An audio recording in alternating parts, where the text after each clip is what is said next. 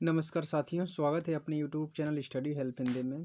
Friends, इस video में हम लोग राजस्व लेखपाल भर्ती जो 2015 में हुआ था और उसमें 13/9/2015 की प्रथम पाली में पूछे गए ग्रामीण क्षेत्र के प्रश्नों को हम लोग इस वीडियो में डिस्कस करेंगे।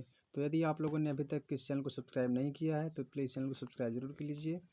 चलिए शुरुआत करते हैं। देखिए, पहला प्रश्न यहाँ पर दिया हुआ है।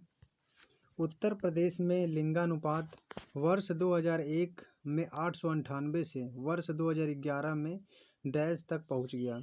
तो जो लिंगानुपात था 2001 में 898 था और 2011 की जनगणना में वह लिंगानुपात कितना पहुंच गया है। तो इस प्रश्न का उत्तर हो जाएगा ऑप्शन नंबर बी 912। जो 2011 में उत्तर प्रदेश में लिंगानुपात है वह 912 है। 14 बड़ा है, 14 अधिक हुआ है। देखिए, यहाँ पर दिया हुआ है किसी भौगोलिक क्षेत्र में प्रति 1000 पुरुषों के मुकाबले स्त्रियों की संख्या को ही लिंगानुपात कहते हैं। 1000 पुरुषों पर कितनी स्त्रियां हैं, इसी को ही लिंगानुपात कहा जाता है। जनगणना 2011 के अनुसार उत्तर प्रदेश का लिंगानुपात 912 है, जो 2011 की जनगणना से 14 अधिक है। ग्रामीण क्षेत्रों में लिंगानुपात 918 तथा शहरी क्षेत्रों में लिंगानुपात 894 है। उत्तर प्रदेश का सर्वाधिक लिंगा अनुपात वाला जिला जौनपुर है, जिसमें 1024 महिलाएं हैं 1000 पुरुषों पर, तथा न्यूनतम लिंगानुपात वाला जिला गौतम बुद्ध नगर है। 851 यहाँ पर महिलाएं हैं एक प्रति 1000 पुरुषों पर। अगला प्रश्न देखिए, यहाँ पर किस मंडल को विश्व के उत्कृष्ट कालीन उद्योगों का केंद्र माना जाता है। इस प्रश्न का उत्तर होगा option number B Mirzapur. Mirzapur में ही जो कि उत्कृष्ट कालीन उद्योग का केंद्र माना जाता है। विश्व के उत्कृष्ट कालीन उद्योग केंद्रों का केंद्र माना जाता है मिर्ज़ापुर को। इसका आंसर हो जाएगा मिर्ज़ापुर। इसके बारे में जैसे यहाँ पर देखिए दिया हुआ है, मिर्ज़ापुर का भदोही कालीनों के लिए विश्व विख्यात है। यहाँ हर साल 10,000 करोड़ से अधिक का कालीन व्यापार होता है और विदेशों को निर्यात किया जाता है। हाल ही में उत्तर प्रदेश सरकार ने एक जनपद एक उत्पाद अर्थात वन डिस्ट्रिक्ट वन प्रोडक्ट योजना के तहत कालीनों की ऑनलाइन बिक्री के लिए दुनिया की सबसे बड़ी ऑनलाइन साइट अमेजन से करार किया है। नेक्स्ट प्रश्न यहाँ पर देखिए, जमाबंदी से क्या तात्पर्य है। इसका आंसर हो जाएगा ऑप्शन नंबर बी भू अधिकारों का प्रलेख। जमाबंदी से तात्पर्य भू अधिकारों के प्रलेख से। इसका आंसर हो जाएगा ऑप्शन नंबर बी। इसके बारे में देखिए, यहाँ पर दिया है कि जमाबंदी से तात्पर्य भू अधिकारों के प्रलेख से है। जमाबंदी भूमि रिकॉर्ड अथवा राजस्व रिकॉर्ड का सबसे महत्वपूर्ण दस्तावेज है। जमाबंदी रजिस्टर में मालिकों का नाम, भूमि का क्षेत्र, मालिकों के शेयर, अन्य अधिकार, खेती, किराया और राजस्व तथा जमीन पर देय अन्य कर शामिल हैं। अब नेक्स्ट प्रश्न देखिए, यहाँ पर उत्तर प्रदेश में किस प्रकार की मिलें सबसे अधिक संख्या में हैं। तो उत्तर प्रदेश में किस प्रकार की मिलें सबसे अधिक संख्या में है। इसका आंसर हो जाएगा ऑप्शन नंबर सी चीनी मिलें जो है कि उत्तर प्रदेश में सबसे अधिक संख्या में हैं। उत्तर प्रदेश में सबसे ज़्यादा संख्या चीनी मिलों की है। भारत में उत्तर प्रदेश का चीनी उत्पादन में प्रथम स्थान है। यहाँ 132 चीनी मिलें हैं। चीनी मिलें मुख्यतः गोरखपुर, गाज़ियाबाद, मेरठ, कानपुर, शाहजहाँपुर, लखनऊ, वाराणसी, फैज़ाबाद आदि में हैं। यहाँ सूती वस्त्र की 68 मिलें हैं। All India rice mill association के मुताबिक वर्ष 2000 तक प्रदेश में 100 से अधिक चावल की मिलें थीं। तो सब उत्तर प्रदेश चीनी उत्पादन में प्रथम स्थान है और यहाँ पर चीनी मिलों की संख्या 132 जो कि किसी भी राज्य से सबसे ज़्यादा है। नेक्स्ट प्रश्न देखिए, यहाँ पर SGSY का पूर्ण रूप क्या है, इसका फुल फॉर्म बताना है। इसका आंसर हो जाएगा ऑप्शन नंबर डी स्वर्ण जयंती ग्राम स्वरोजगार योजना। स्वर्ण जयंती ग्राम स्वरोजगार योजना इसका फुल फॉर्म होता है। यहाँ पर देखिए, SGSY का पूर्ण रूप है स्वर्ण जयंती ग्राम स्वरोजगार योजना है। यह योजना ग्रामीण गरीबों को स्वरोजगार के अवसर उपलब्ध कराने के लिए एक समन्वित कार्यक्रम के रूप में अप्रैल 1999 में शुरू की गई थी। SGSY योजना की शुरुआत अप्रैल 1999 में की गई थी। इसका उद्देश्य ग्रामीण बीपीएल परिवारों की आय का सृजन करने वाली आर्थिक गतिविधियों के माध्यम से सतत आय उपलब्ध कराना है ताकि उन्हें गरीबी रेखा से बाहर लाया जा सके। नेक्स्ट प्रश्न यहाँ पर देखिए, मध्य भारत में 1 बीघा कितने हेक्टेयर के बराबर होता है? मध्य भारत में 1 बीघा कितने हेक्टेयर के बराबर होता है? इसका आंसर होगा ऑप्शन नंबर डी 0.2529 0.2529 हेक्टेयर होता है। 1 बीघा में इतना हेक्टेयर होता है। आंसर क्या हो जाएगा? Option number D. देखिए यहाँ पर दिया है, मध्य भारत में 1 बीघा 2529.3 मीटर स्क्वायर के बराबर माना जाता है और 1 हेक्टेयर में यह मान 0.2529 के बराबर हो जाएगा। तो इसका आंसर क्या हो जाएगा? Option number D. नेक्स्ट प्रश्न देखिए यहाँ पर, कौन से शास्त्रीय नृत्य रूप का उत्तर प्रदेश में उद्भव हुआ है? तो इनमें से कौन से शास्त्रीय नृत्य का उद्भव उत्तर प्रदेश में हुआ है? इसका आंसर हो जाएगा option number B Kathak. Kathak का उद्भव उत्तर प्रदेश में हुआ है। कथक शब्द का अर्थ कथा को थिरकते हुए कहना है। प्राचीन काल में कथक को कुशीलव के नाम से जाना जाता था। भरतनाट्यम तमिलनाडु का शास्त्रीय नृत्य है। कुचिपुड़ी आंध्र प्रदेश का है और घूमर जो है कि राजस्थान की एक परंपरागत लोक नृत्य है। भारत की जनगणना 2011 के अनुसार उत्तर प्रदेश का प्रति वर्ग किलोमीटर जनसंख्या घनत्व क्या है? तो प्रति वर्ग किलोमीटर जनसंख्या घनत्व क्या है उत्तर प्रदेश का 2011 की जनगणना के अनुसार? इसका आंसर हो जाएगा ऑप्शन नंबर डी 829। इसका आंसर सही होगा। यहाँ पर देखिए दिया है कि जनघनत्व प्रति वर्ग किलोमीटर क्षेत्रफल में निवास करने वाले व्यक्तियों की संख्या होती है कि प्रति किलोमीटर क्षेत्रफल में कितने व्यक्ति निवास कर रहे हैं, उसी को ही जनसंख्या घनत्व कहते हैं। 2011 की जनगणना के अनुसार उत्तर प्रदेश में जनसंख्या घनत्व 829 प्रति वर्ग किलोमीटर है। इसका मतलब कि 1 वर्ग किलोमीटर में 829 लोग निवास करते हैं, इसी को ही जनसंख्या घनत्व कहते हैं। सर्वाधिक जनसंख्या घनत्व वाला जिला जो है कि गाजियाबाद है, जिसमें 3971 लोग रहते हैं प्रति वर्ग किलोमीटर में।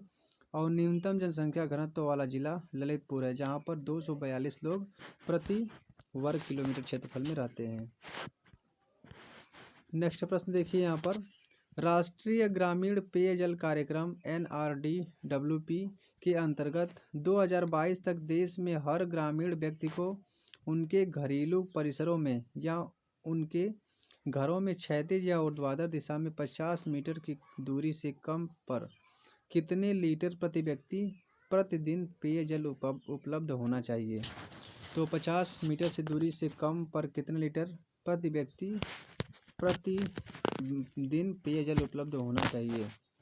देखिए फ्रेंड्स, इसका आंसर हो जाएगा ऑप्शन नंबर सी 70। इसका आंसर क्या हो जाएगा? 70। यहाँ पर देख लिए दिया है कि राष्ट्रीय ग्रामीण पेयजल कार्यक्रम वर्ष 2009 में प्रारंभ किया गया था और नवंबर 2017 में इसका पुनर्गठन किया गया। इससे ग्रामीण जनसंख्या के लिए गुणवत्तापूर्ण सेवा वितरण सुनिश्चित करने हेतु योजनाओं की स्थिरता पर अधिक ध्यान देने के साथ कार्यक्रम को परिणाम आधारित, प्रतिस्पर्धी और बेहतर निगरानी की जा सके। इस योजना के तहत 2022 तक हर ग्रामीण व्यक्ति को 70 लीटर प्रति व्यक्ति पेयजल उपलब्ध कराई जाएगी। 70 लीटर जो है कि प्रति व्यक्ति पेयजल और प्रतिदिन के हिसाब से उपलब्ध कराई जाएगी। अब नेक्स्ट प्रश्न देखिए यहाँ पर, उत्तर प्रदेश में किस वर्ष में MGNREGA प्रारंभ किया गया था? तो इसका आंसर हो जाएगा ऑप्शन नंबर सी 2006 में। यहाँ पर देखिए, उत्तर प्रदेश में वर्ष 2006 में MGNREGA प्रारंभ किया गया था और इसका फुल फॉर्म होता है मनरेगा, इसको कहते हैं। तो यहाँ पर हो जाएगा महात्मा गांधी राष्ट्रीय ग्रामीण रोजगार गारंटी अधिनियम एक भारतीय श्रम कानून और सामाजिक सुरक्षा उपाय है, जिसका उद्देश्य कार्य करने का अधिकार है। इसका लक्ष्य ग्रामीण क्षेत्रों में रोजगार की सुरक्षा को बढ़ाने के लिए एक वित्तीय वर्ष में कम से कम 100 दिनों की रोजगार गारंटी प्रदान करना है कि प्रति व्यक्ति को एक वित्तीय वर्ष में 100 दिनों की कम से कम जो है कि उसको रोजगार मिले। क्षेत्रफल की दृष्टि से उत्तर प्रदेश का भारत के राज्यों में कौन सा स्थान है? इसका आंसर होगा ऑप्शन नंबर डी, चौथा स्थान। क्षेत्रफल की दृष्टि से उत्तर प्रदेश का भारत में चौथा स्थान है। उत्तर प्रदेश का कुल क्षेत्रफल 2,40,928 वर्ग किलोमीटर है। यह भारत के कुल क्षेत्रफल का 7.33% है। क्षेत्रफल की दृष्टि से उत्तर प्रदेश देश का चौथा सबसे बड़ा राज्य है। पहले स्थान पर राजस्थान है, इसके बाद मध्य प्रदेश, महाराष्ट्र, इसके बाद उत्तर प्रदेश। मतलब चौथा सबसे बड़ा राज्य उत्तर प्रदेश है। और सबसे बड़ा राज्य क्षेत्रफल की दृष्टि से तो राजस्थान हो जाता है। यदि जनसंख्या की दृष्टि से पूछा जाए सबसे बड़ा राज्य, तो उसमें उत्तर प्रदेश होगा। उत्तर प्रदेश में प्रमुख रेल इंजन संयंत्र कहाँ पर स्थित है? इसका आंसर होगा ऑप्शन नंबर बी, मुगल सराय क्षेत्र में। उत्तर प्रदेश में प्रमुख रेल इंजन संयंत्र मुगल सराय वाले क्षेत्र में स्थित है। देखिए यहाँ पर दिया है कि उत्तर प्रदेश के वाराणसी जो मंडुआडीह है में स्थापित डीजल रेल इंजन का कारखाना है, जो भारतीय रेलवे की डीजल इलेक्ट्रिक इंजन और इसके स्पेयर पार्ट्स का निर्माण करता है। मुगल सराय भौगोलिक रूप से वाराणसी से सटा हुआ है। यह भारत में सबसे बड़ा डीजल इलेक्ट्रिक लोकोमोटिव निर्माता है। यह मुगल सराय क्षेत्र में स्थित है। इसके बाद अगला प्रश्न देखिए यहाँ पर, सामाजिक वानिकी कार्यक्रम का उद्देश्य निम्नलिखित सभी क्षेत्रों में बड़े पैमाने पर वृक्षारोपण है के सिवाय, तो इसमें किसको छोड़ करके यह होता है? इसका आंसर हो जाएगा ऑप्शन नंबर ए, नगरीय औद्योगिक संपदाओं को। नगरीय औद्योगिक संपदाओं। यहाँ पर देखिए प्रश्न में दिया है कि सामाजिक वानिकी कार्यक्रम का उद्देश्य निम्नलिखित में से सभी क्षेत्रों में बड़े पैमाने पर वृक्षारोपण है सिवाय, तो इसमें से जो है कि किसको छोड़ करके वानिकी कार्यक्रम का उद्देश्य। तो यहाँ पर देखो सड़कों एवं रेल पटरियों के साथ साथ भी होता है निम्नलिखित वन आरक्षित क्षेत्रों में भी, और फसल के लिए अनुपयुक्त सार्वजनिक भूमि। इसमें जो कि सही आंसर हो जाएगा नगरीय औद्योगिक संपदाओं में, इसी के सिवाय वृक्षारोपण है बड़े पैमाने पर। यहाँ पर देखिए दिया हुआ है कि सामाजिक वानिकी से तात्पर्य पर्यावरण, सामाजिक व ग्रामीण विकास के उद्देश्य से वनों का रोपण, संरक्षण, प्रबंधन तथा ऊसर भूमि पर वृक्षारोपण से है। सामाजिक वानिकी के अंतर्गत सड़कों एवं रेल पटरियों के साथ साथ निम्नलिखित वन आरक्षित क्षेत्रों में तथा फसल के लिए अनुपयुक्त सार्वजनिक भूमि पर पेड़ पौधे लगाना शामिल है।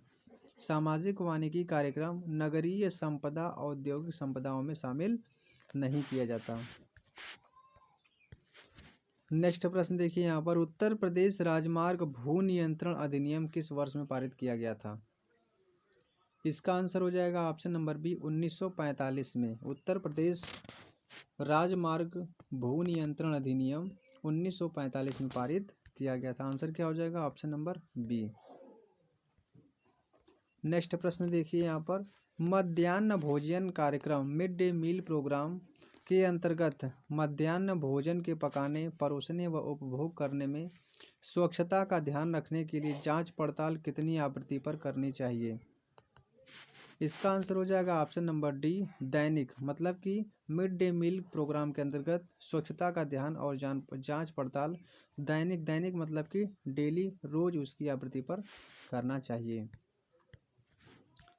मध्याह्न भोजन योजना जो मिड डे मील प्रोग्राम है, भारत सरकार की एक योजना है जिसके अंतर्गत पूरे देश के प्राथमिक और लघु माध्यमिक विद्यालयों के छात्रों को दोपहर का भोजन निःशुल्क दिया जाता है। इसका उद्देश्य छात्रों के पोषण स्तर को उन्नत करना है। इस योजना की शुरुआत 15 अगस्त 1995 को हुई है। इसके अंतर्गत भोजन के पकाने, परोसने व उपभोग करने में स्वच्छता का ध्यान रखने के लिए जांच पड़ताल दैनिक आवृत्ति पर होती है। इसके अंतर्गत 1 से लेकर 8 तक के बच्चों को शामिल किया गया है। नेक्स्ट प्रश्न यहाँ पर, एक ग्राम पंचायत में महिलाओं के लिए कितने प्रतिशत पद आरक्षित होने चाहिए? इसका आंसर हो जाएगा ऑप्शन नंबर ए, 50%। एक ग्राम पंचायत में महिलाओं के लिए 50% पद आरक्षित होने चाहिए। भारत की पंचायती राज प्रणाली में गांव या छोटे कस्बे के स्तर पर ग्राम पंचायत या ग्राम सभा होती है, जो भारत के स्थानीय स्वशासन का प्रमुख अवयव है। भारत सरकार ने ग्राम स्तर पर महिलाओं के सशक्तिकरण की दिशा में पंचायतों में महिलाओं का आरक्षण 33% से बढ़ाकर 50% कर दिया है। बिहार ग्राम पंचायत में महिलाओं को 50% आरक्षण देने वाला भारत का पहला राज्य है। तो जो बिहार ग्राम पंचायत है वहाँ पर महिलाओं को 50% आरक्षण देने वाला भारत का पहला राज्य है। नेक्स्ट प्रश्न देखिए यहाँ पर, ब्रिटिश शासन के दौरान उत्तर प्रदेश में भूमि पंजीकरण किस अधिकारी द्वारा किया जाता था? तो इसका आंसर हो जाएगा ऑप्शन नंबर ए, लिपिक के द्वारा भूमि पंजीकरण किया जाता था।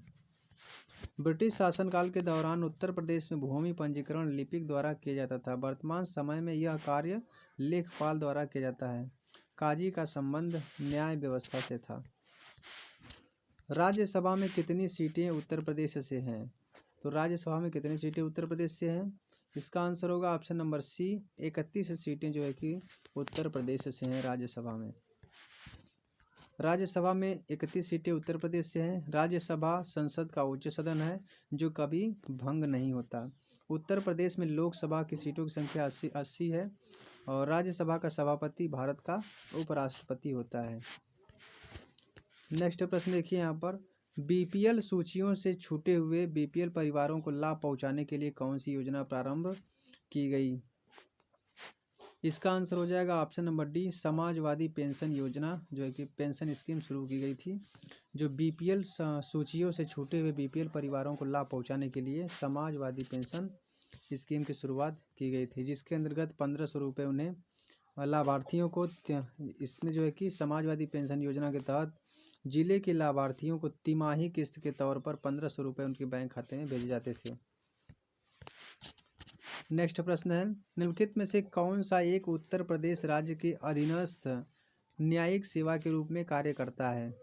इसका आंसर हो जाएगा ऑप्शन नंबर सी, इटावा जिला न्यायालय जो है कि उत्तर प्रदेश राज्य की अधीनस्थ न्यायिक सेवा के रूप में कार्य करता है। तो इसका आंसर हो जाएगा ऑप्शन नंबर सी। फ्रेंड्स, यह वीडियो का लास्ट क्वेश्चन था। यदि आपको यह वीडियो पसंद आई हो तो प्लीज़ वीडियो को लाइक ज़रूर कीजिएगा और यदि आप इस चैनल पर नए हैं तो चैनल को सब्सक्राइब कीजिएगा। मिलते हैं नेक्स्ट वीडियो में।